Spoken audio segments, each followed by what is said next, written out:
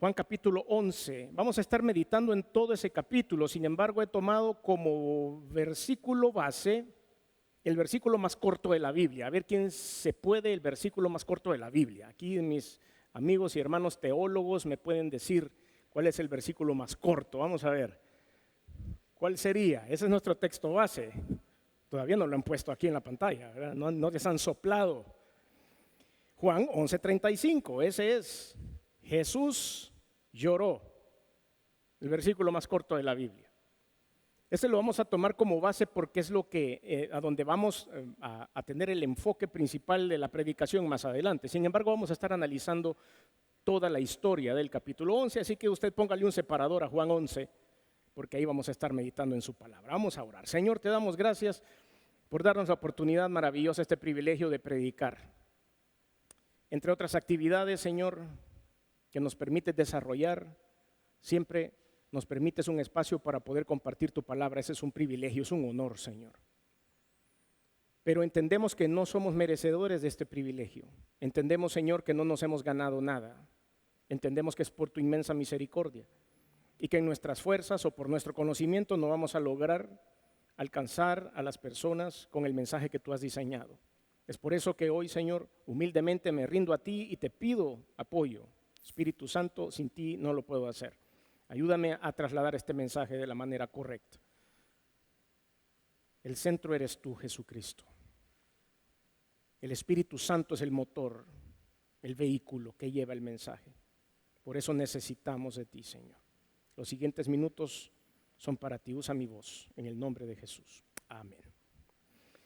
Hemos titulado este mensaje Conociendo más a Jesús a través de Lázaro. Conociendo más a Jesús a través de Lázaro.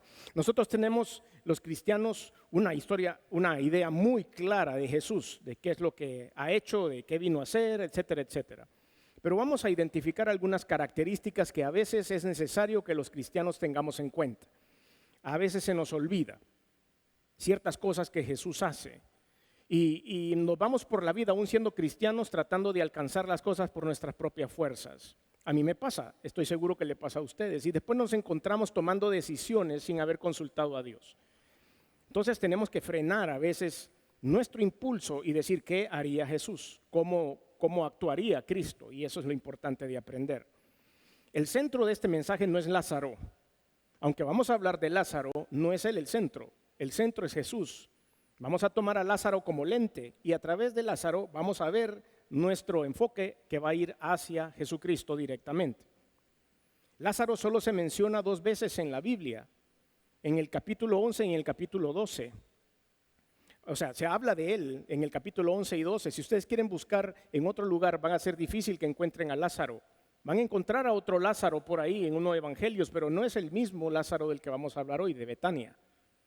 La historia es esta y la vamos a conocer. ¿Quién era esta familia? ¿Qué hicieron de bueno?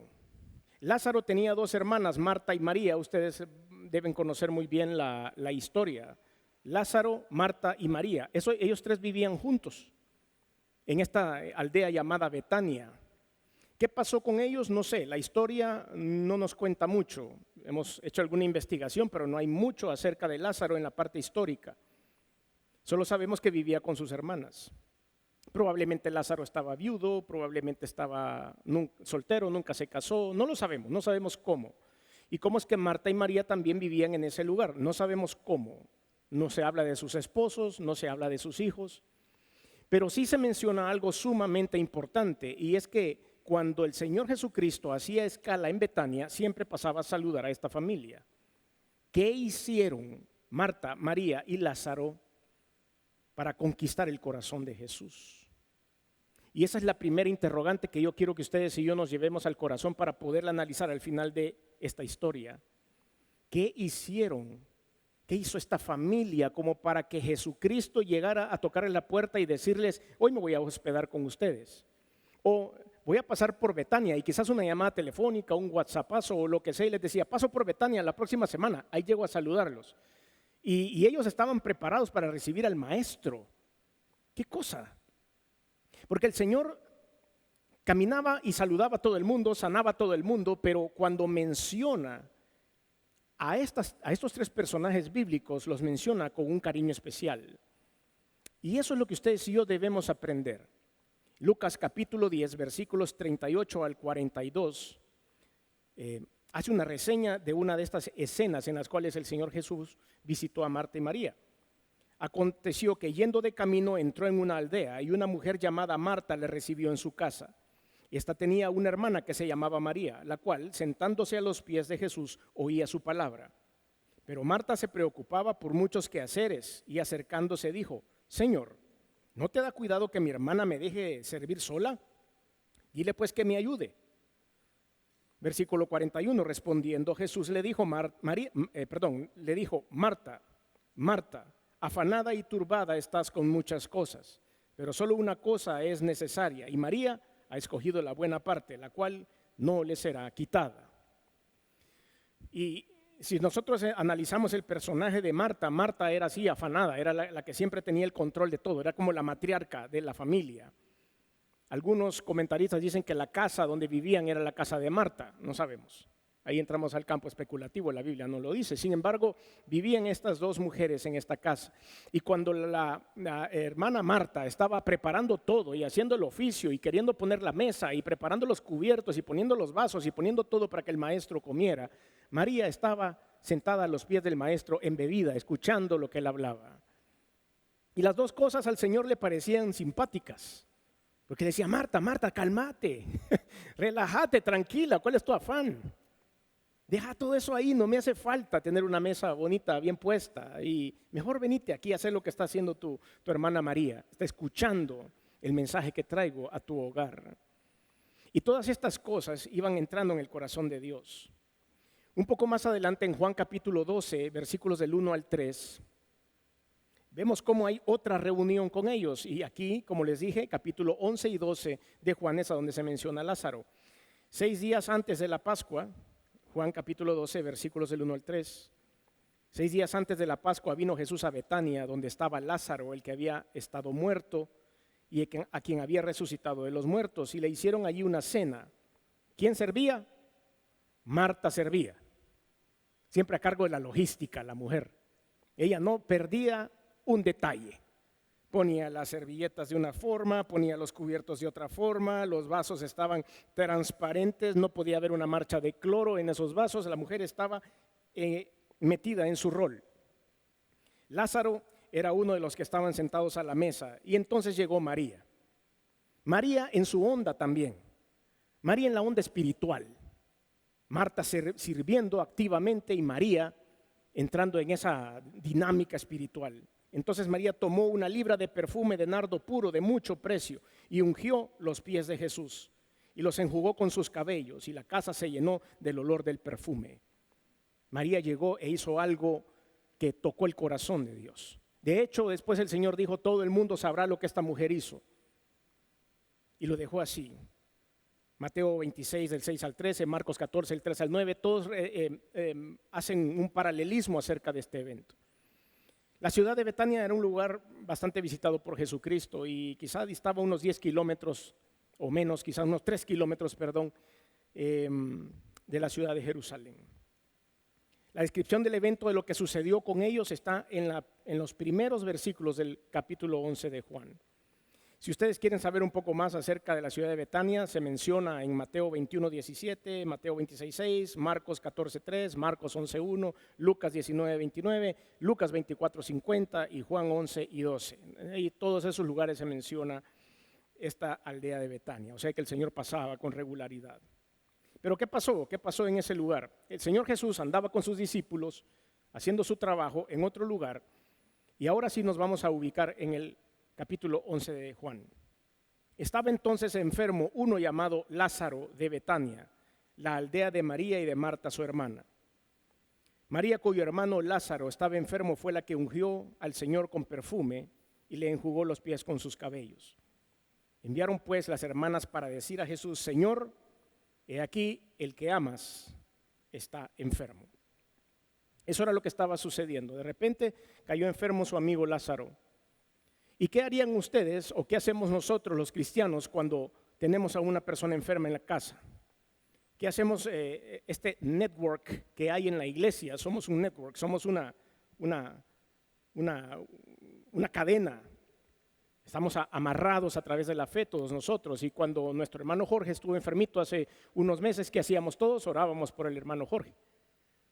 Y publicábamos aquí cómo iba desarrollando. Hace poco nuestro pastor estuvo enfermo y ¿qué hacíamos todos? Orábamos por nuestro pastor. Si ustedes tienen un problema, le llaman a los hermanos de la iglesia, oren por mi mamá, oren por mi papá, oren por mí, estoy enfermo o no me siento bien. Pues exactamente eso es lo que estaba haciendo Marta y María. Lázaro cayó enfermo y lo primero que hicieron fue orar, pero en aquel momento tenían al maestro físicamente. Nosotros no lo tenemos físicamente, nosotros tenemos que orar para conectarnos con él. Pero ellas sí tenían al maestro y sabían quién era. No tenían dudas de que era el Hijo de Dios. Y entonces mandaron lo que hoy se llamaría para nosotros una oración, es avísenle al maestro que Lázaro, su amigo, está enfermo. Y así lo hicieron. Ahora, a continuación vamos a ver 9 características que vamos a conocer acerca de Jesucristo. 9 características para que usted sepa qué esperar y qué no esperar. Para que usted pueda conocer más la personalidad de Jesús, tanto en la parte humana como en la parte divina. Entonces vamos a arrancar del capítulo 4 en adelante. Ya tenemos puesta la historia, ya sabemos qué está pasando, vamos a ver cómo reacciona Cristo. La primera característica que quiero compartir con ustedes, por supuesto, es la omnisciencia. Jesús, el omnisciente, Él lo conoce todo, lo sabe todo. A Jesús nada le agarra de sorpresa. A ustedes y a mí sí nos agarra de sorpresa. Algunas cositas no las vemos venir. Y suceden ciertas cosas y tenemos que repensar todo y reorganizarnos. Pero a Jesús no. Las pruebas que nosotros enfrentamos tienen un propósito. Jesús ya la sabe, pero eso tiene un propósito. Lo que está sucediendo en la vida de Marta, en la vida de María y en Lázaro, todo eso tiene un propósito. Olviden la historia de Lázaro. No saben ustedes en este momento que Lázaro resucitó. No lleguemos ahí todavía, porque en este momento de la historia ellos no saben qué va a pasar con Lázaro. Solo saben que está muy enfermo. El capítulo 4 dice, oyéndolo Jesús dijo, esta enfermedad no es para muerte, sino para la gloria de Dios, porque el Hijo de Dios sea glorificado por ella. En ese momento, en su omnisciencia, en su conocimiento completo y absoluto de todo lo que pasaba, el Señor sabía de que no era de muerte. Al final del evento, Dios conoce su historia, Dios conoce el final de su película. Cuando la película de su vida llegue al fin y empiecen a pasar los créditos y a subir todas las letritas al final de la película, Dios ya sabe lo que pasa ahí. Conoce la crisis que usted está viviendo en este momento. Sabe por qué es. Y sabe por qué se está tomando su tiempo en responder. Si usted está esperando una respuesta inmediata de Jesucristo o de Dios en su vida, espere con paciencia. Algunas veces llega muy rápido, otras no. Aquellos que tenemos algunos años ya de estar en la fe en Jesucristo, conocemos perfectamente lo que es esperar en Dios. Y hay momentos en que Dios es el vidrio que quebramos en un incendio. Rapidísimo, rápido, quebramos el vidrio y tenemos la manguera. Y a veces el Señor actúa de una manera sobrenatural, muy rápido. Pero aquí dice, esta enfermedad no es para muerte, no se preocupen. Pero Lázaro se murió. El Señor decía, no es para muerte, tranquilos, tiene que pasar por todo lo que tiene que pasar, pero no se va a morir, sí, se va a morir, sí, pero no va a quedar muerto. A eso se refería Cristo. Sí se va a morir, pero no va a quedar muerto. Pero ustedes y yo no entendemos esa retórica porque sobrepasa nuestra mente. Ahora, este era Jesús el omnisciente, sabiendo que ya había arrancado el próximo evento importante de su ministerio. La segunda característica que vemos en Jesús es que es la fuente del amor. Jesucristo es la fuente del amor. Él lo inventó, Él lo creó. Y Él nos dio a los seres humanos el ejemplo más grande de amor, que fue darse a sí mismo por los pecados del mundo. Permitir que lo azotaran. Siendo Dios, dijo, bueno, yo voy a dar mi vida por el mundo, pero que sea suavecito. Que sea quizás como Enoc, que desapareció nada más. O que sea, qué sé yo, como el apóstol Pablo, que de repente fue tomado al tercer cielo. Algo que no duela, pero no. Fue doloroso para él y fue largo. Entonces Él es la fuente del amor. Aún en medio de las pruebas, Jesucristo le ama. Cuando usted cree que está solo o sola en este mundo, en medio de las circunstancias, que le llueve sobre mojado, que las cosas siguen y siguen, y que todo el mundo habla mal de usted o lo señala o le dice algo, no se le olvide, en medio de las circunstancias, Jesucristo le sigue amando. Versículo 5, capítulo 11, versículo 5. Y amaba Jesús a Marta, a su hermana y a Lázaro. Dios permitió que ese versículo quedara puesto ahí para asegurarnos a usted y a mí de que Dios nos va a seguir amando en medio de las circunstancias. Él es la fuente del amor. Característica número 3. Jesús es un estratega. Cuando Dios diseña ciertas actividades en nuestra vida, no solo ve las actividades en el momento, Él se proyecta. Por eso dijimos hace un rato que decía, esta enfermedad no es de muerte, aunque Lázaro murió. Pero cuando Él se proyecta, Él hace una estrategia. Por eso es Jesús el estratega. Y Él cumplirá el plan de Dios en nosotros, al pie de la letra. Un plan que probablemente usted y yo no conocemos todavía. Esa es la gran duda de todos. ¿Qué irá a pasar? Si nosotros lo pensamos desde el punto de vista de Jesús, ya sabíamos lo que iba a pasar. Pero si lo pensamos desde el punto de vista de Marta y María, no sabían qué estaba pasando. Y generalmente nosotros estamos en este lado de la historia. No sabemos en qué vamos a terminar. Y eso nos produce ansiedad. Pero cuando ponemos los ojos en Jesús, el autor y consumador de la fe, nos damos cuenta que lo que estamos pasando está escrito en un plan perfecto y que Jesucristo actuará en el momento que le toque actuar. Versículo 6 en adelante. Cuando oyó, pues, que estaba enfermo, se quedó 2 días más en el lugar donde estaba. Esto, recuerden, viene inmediatamente, esta frase viene inmediatamente después de asegurar que amaba a Marta, a su hermana y a Lázaro. Pero aún así se esperó 2 días más. ¿Por qué Jesús no reaccionó en el momento? ¿Por qué no dijo, uy, Lázaro se me muere? Dejen todo tirado acá porque tengo que ir a atender la emergencia. Dejen todo esto aquí porque hay que ir a dar soporte a Marta y María porque deben estar muy afligidas. Uy, voy a dejar esto que estoy haciendo. Hacete cargo, Pedro. Juan, vos también hacete cargo, ya vengo. Pero no fue así.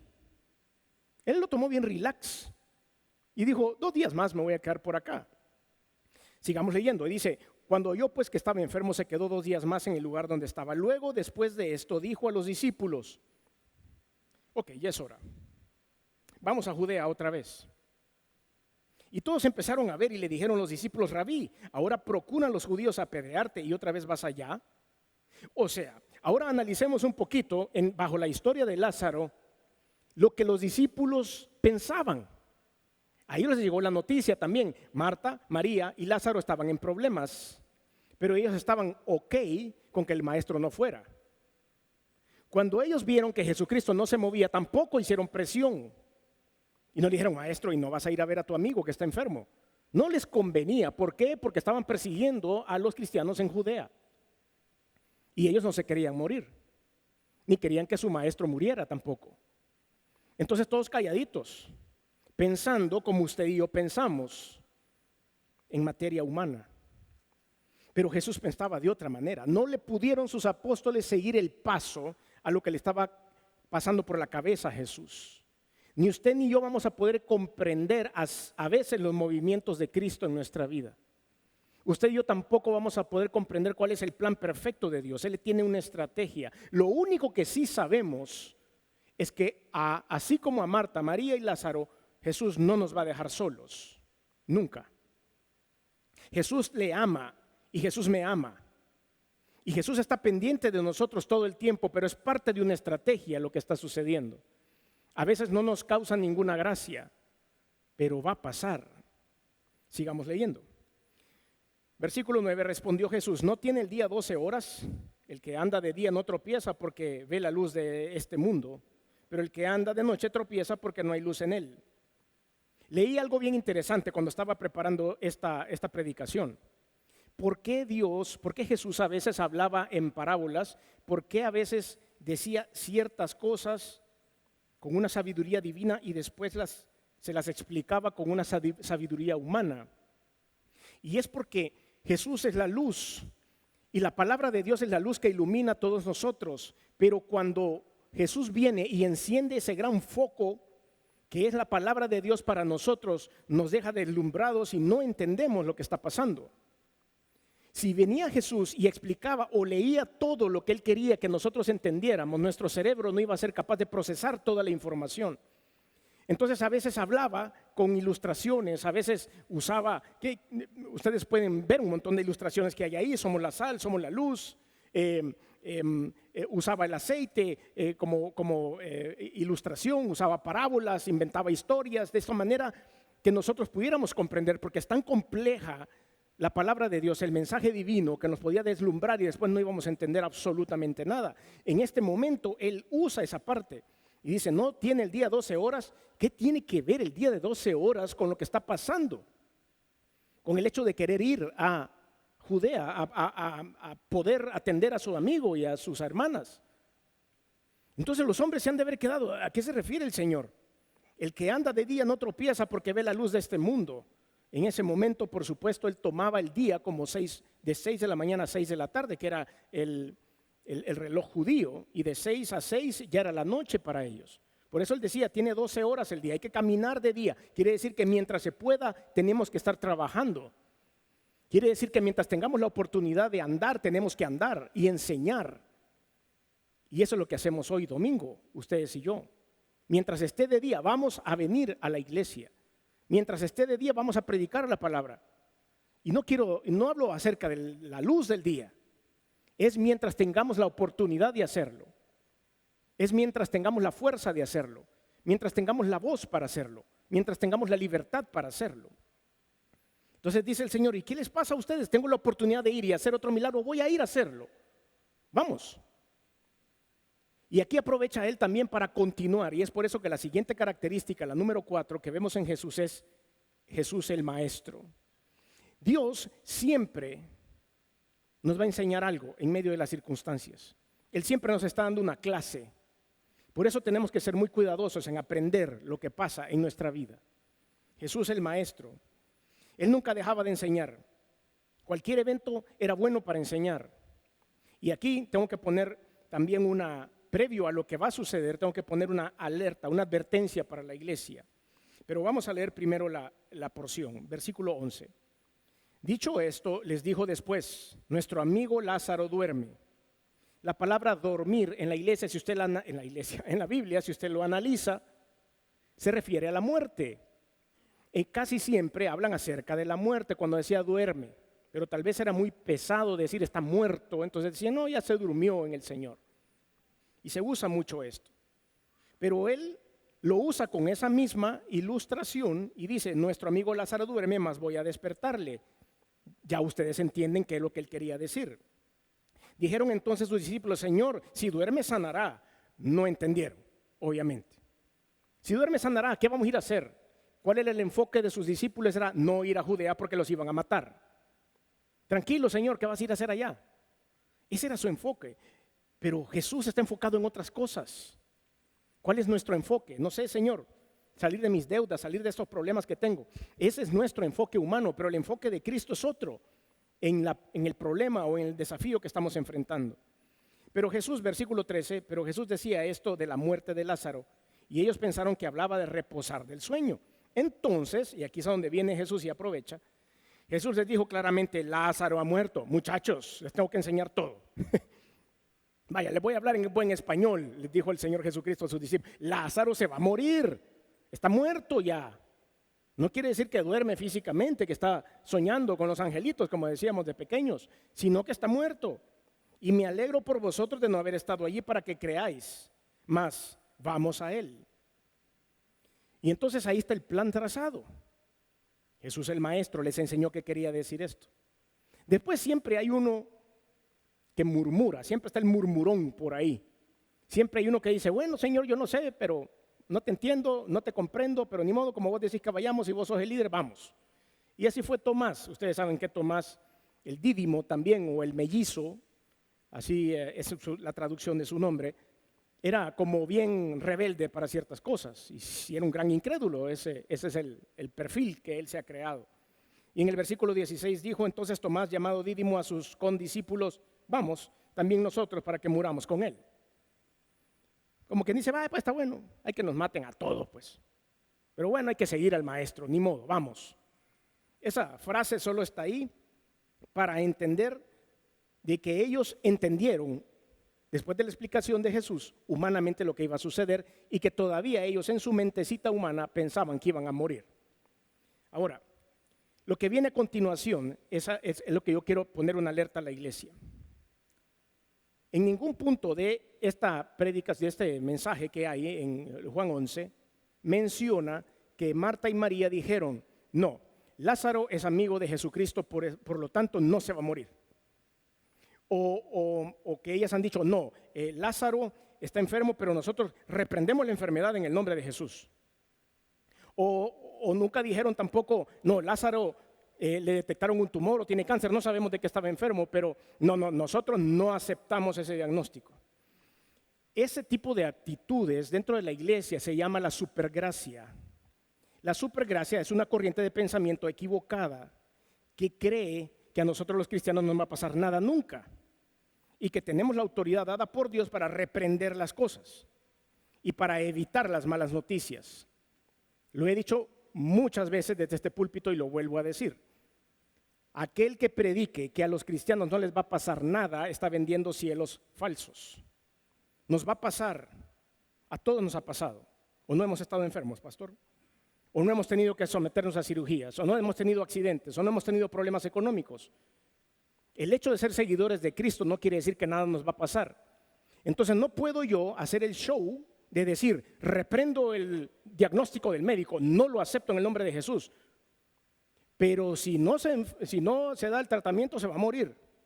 Se lo aseguro que se va a morir. Entonces la supergracia nos hace tener una fe ficticia de que las cosas no van a pasar. Si le pasó a Lázaro, que era amigo de Cristo, si le pasó a Marta y María, la desgracia con su hermano, que eran personas a las que amaba Jesús en ese momento ahí, igual que nos ama a usted y a mí, ¿por qué no nos va a pasar a nosotros?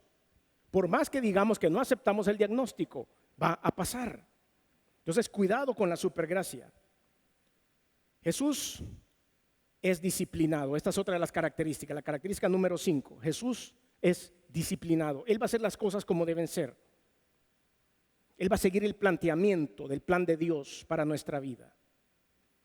Nosotros no vamos a llegar a doblarle el brazo a Jesús. Y le vamos a decir, Señor, ¿por qué no hacemos no vamos a dar toda aquella vuelta, mejor vámonos por este atajo aquí, Señor, ¿no? ¿Para qué vamos a ir a toda esa gran vuelta, Señor? Dios le va a decir, no, me vas a seguir en la vuelta. Me pongo en la lista de aquellos que les hemos pedido a Cristo. ¿Y por qué me tengo que ir por aquí, Señor? Yo me pongo en la lista. Yo soy algo acelerado. Me gusta que las cosas pasen rápido. Dios me tiene que trabajar con mi paciencia todo el tiempo. Y entonces a veces yo le digo a Cristo de rodillas, Señor, ¿y yo por qué siempre me tengo que ir por la empedrada? ¿Por qué siempre me tengo por la ruta larga, Señor? ¿Por qué no me puedo ir aquí recto? Y Dios, la respuesta de Él siempre ha sido la misma. Y me dice, porque te conozco. Y en cada curva de toda esa vuelta que estás dando, estoy yo para que me busques. Y si te vas rectecito y planito aquí, vas a creer mucho en ti. Necesito mandarte por la empedrada para que estés en una dependencia absoluta mía. Para que me encontres en cada curva, para que me encontres en cada pendiente, para que me encontres en cada subida cuando ya no aguantás. Ahí voy a estar yo para ti. Pero si te dejo en una pista de aterrizaje así bien linda, bien parejita, bien bonita, vas a creer que estás aterrizando tu avión y vas a ser muy autosuficiente. Necesito que des vueltas.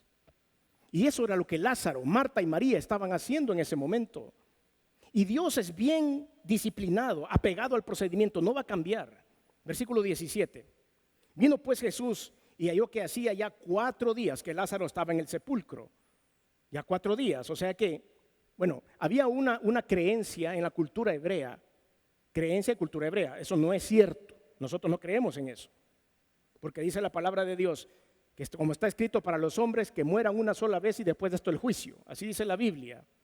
Pero la cultura hebrea de esa época creía de que cuando las personas morían, su alma se quedaba 3 días dando vueltas por toda la ciudad. Y esto era porque en algunos puntos, a veces, Las personas eran enterradas, declaradas muertas y no estaban muertas. Hace poco vi un programa que hace varios siglos habían diseñado una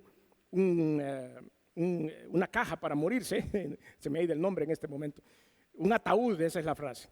Habían diseñado un ataúd que tenía un respiradero y tenía una campanita y tenía más espacio por si el muerto resucitaba, que no estaba bien muerto. Cuando lo enterraban no se moría dentro de la caja.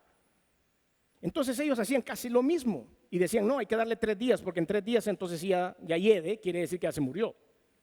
El Señor había, teniendo en cuenta esa cultura, había tomado 4 días para llegar, diciendo, les aseguro que está bien muerto, el muerto no va a resucitar. Vino pues Jesús y halló que hacía 4 días que Lázaro estaba en el sepulcro. Betania estaba cerca de Jerusalén como 15 estadios, 3 kilómetros más o menos. Y muchos de los judíos habían venido a Marta y María, muchos judíos habían llegado para consolarlas por su hermano. Entonces Marta, cuando oyó que Jesús venía, salió a encontrarle, pero María se quedó en casa. Y vean la interacción entre Marta y el Señor. Y Marta dijo a Jesús, Señor, si hubieses estado aquí, mi hermano no habría muerto. Esa es una verdad. Marta dijo, Señor, si hubiese estado aquí, mi hermano no habría muerto. Mas también sé que ahora todo lo que pidas a Dios te lo dará. Esa es una fe desesperada. Marta sabía con quién estaba hablando.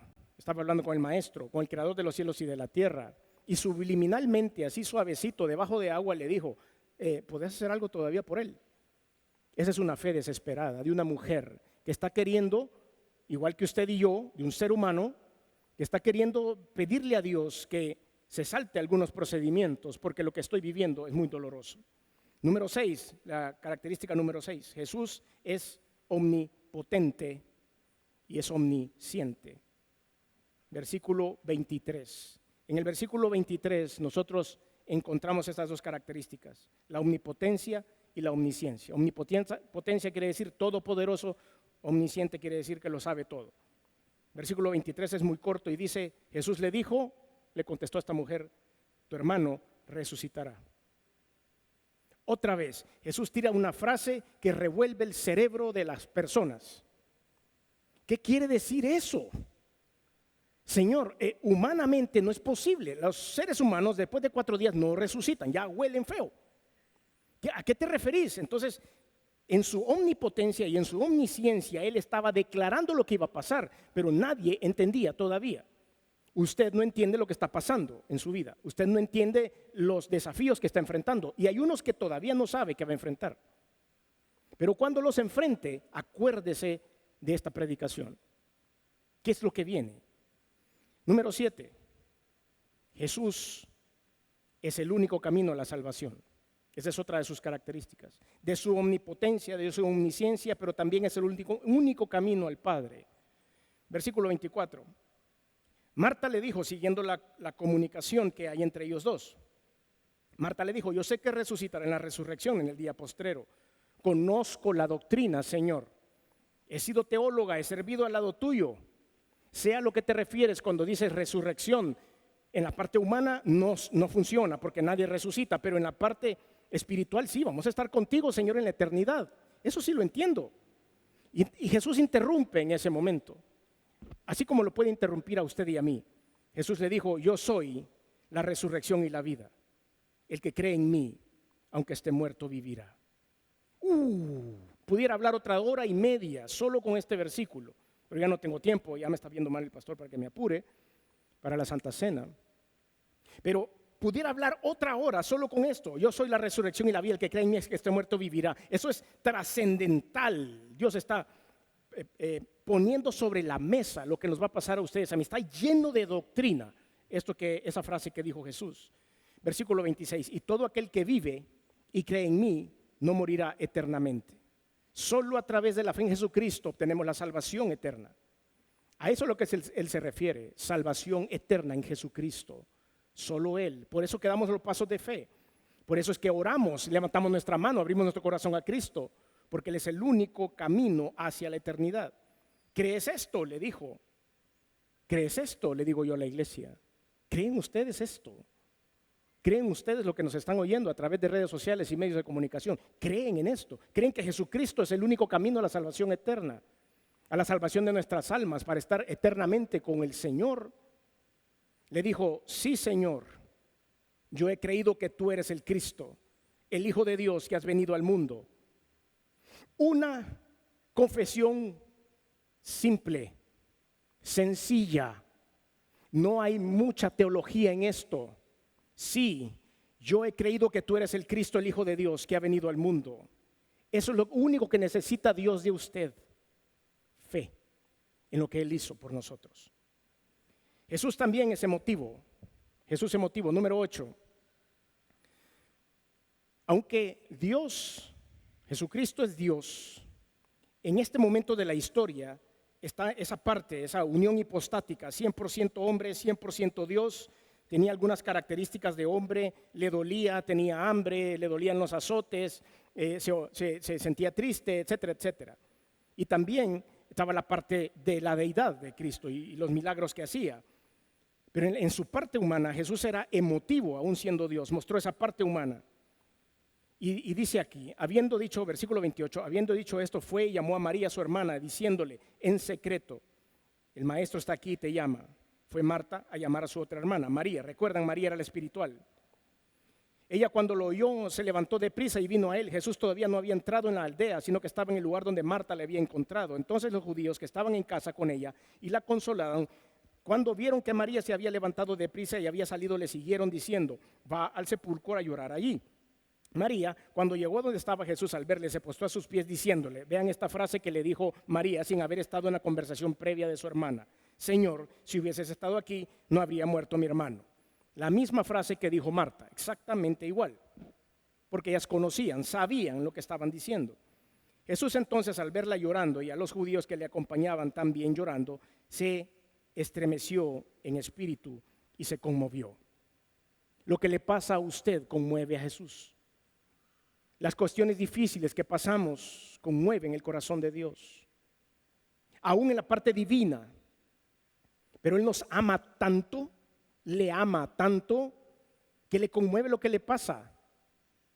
Hemos dicho 1000 veces, vivimos en un mundo peligroso, aquí las cosas son difíciles, aquí duele, aquí nos traicionan, aquí nos golpean, aquí tenemos accidentes, nos enfermamos. Y todo eso le duele a Dios.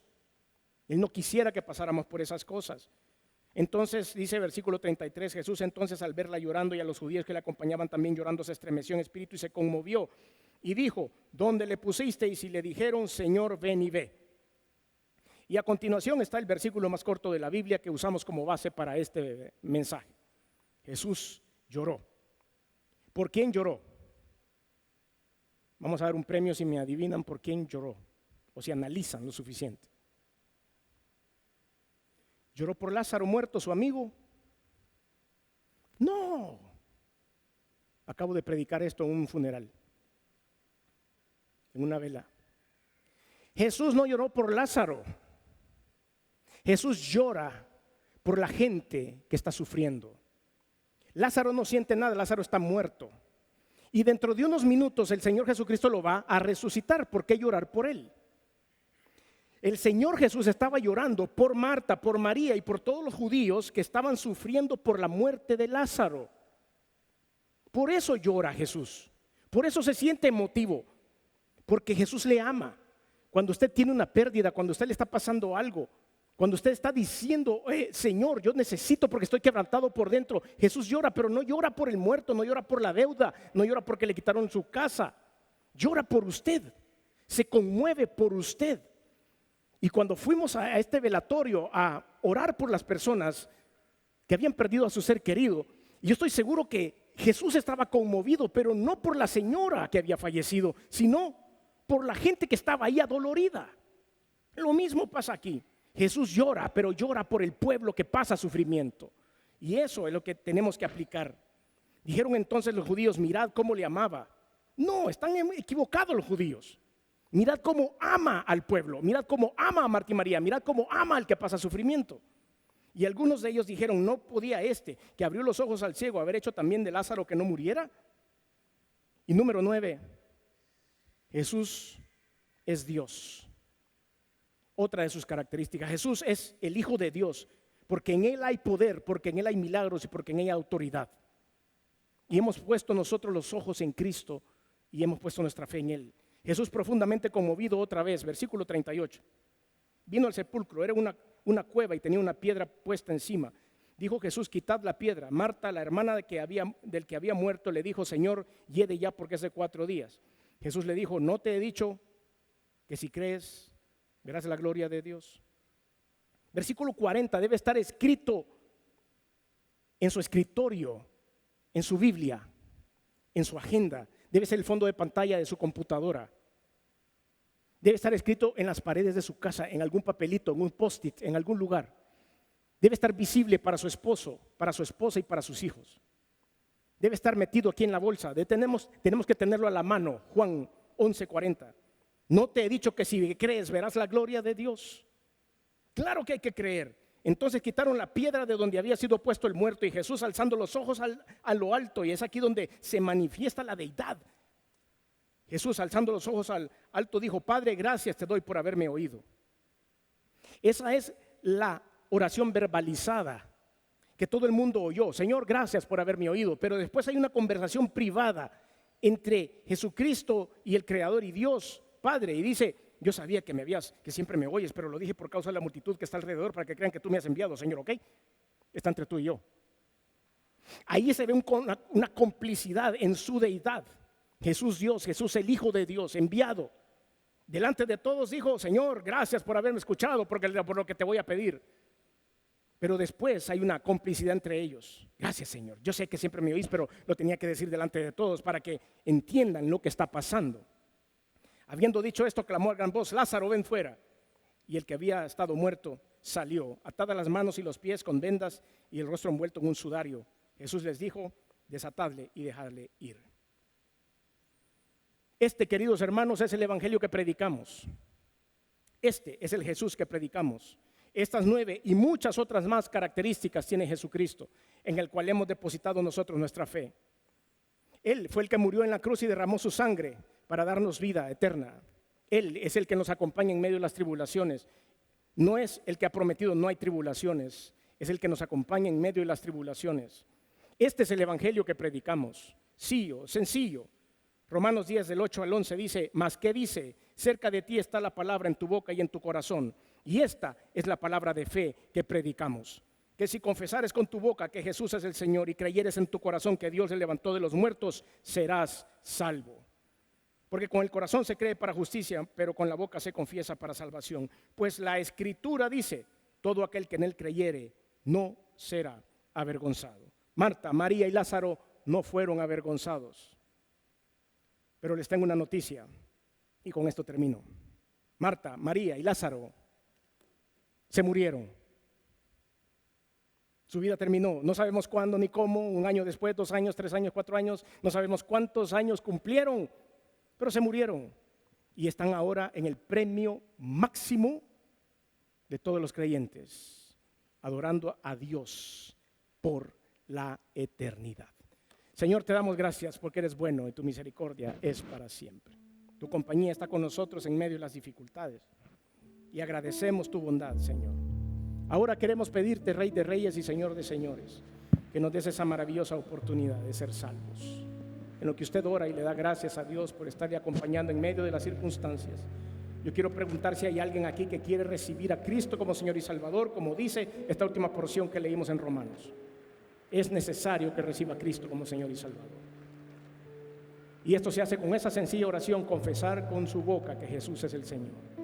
Si hay alguien que no ha hecho esa oración nunca en su vida y lo quiere hacer hoy, o hay alguien que probablemente se alejó de Dios, pero hoy ha venido de regreso y ha dicho: yo quiero volver a los caminos de Dios, hagamos esa oración. No le voy a pedir que se levante, ni que venga aquí, ni que pase al frente. Yo no soy nadie para perdonarle los pecados ni para darle vida eterna, eso lo hace Jesús. Lo único que puedo hacer es acompañarlo en la oración. Si usted quiere dar ese paso de fe, ahí donde está, en su lugar, levante la mano y diga: sí, yo quiero hacerlo, yo quiero recibir a Cristo como Señor y Salvador.